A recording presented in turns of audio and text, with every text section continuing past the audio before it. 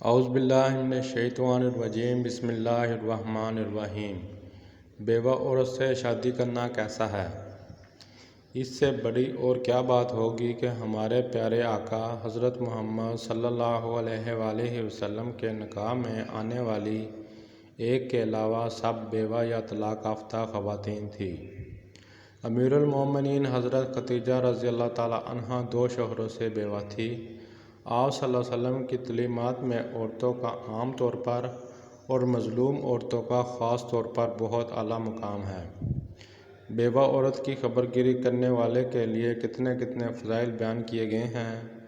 ابن ابی ملیکہ روایت کرتے ہیں کہ حضرت ابن عباس رضی اللہ تعالیٰ عنہ نے حضرت عائشہ صدیقہ رضی اللہ تعالیٰ عنہ سے فرمایا کہ آقا علیہ السلام نے تمہارے علاوہ کسی اور کنواری سے نکاح نہیں کیا، یعنی آپ کے علاوہ تمام آپ کی ازواج مطہرات یا طلاق یافتہ تھی یا بیوہ تھی، یعنی کسی کا شوہر فوت ہو چکا تھا یا کسی کو طلاق ہوئی تھی۔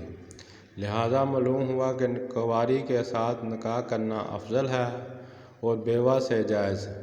نبی کریم صلی اللہ علیہ وآلہ وسلم نے فرمایا کہ عورت سے نکاح 4 چیزوں کی بنیاد پر کیا جاتا ہے۔ نمبر 1، اس کے مال کی وجہ سے۔ نمبر 2، اس کے خاندانی شرف کی وجہ سے۔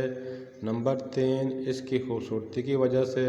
نمبر 4، اس کے دین کی وجہ سے۔ تو دیندار عورت سے نکاح کر کے کامیابی حاصل کر، اگر ایسا نہ کرے تو تیرے ہاتھوں کو مٹی لگے گی، یعنی آخرت میں تجھ کو ندامت ہوگی۔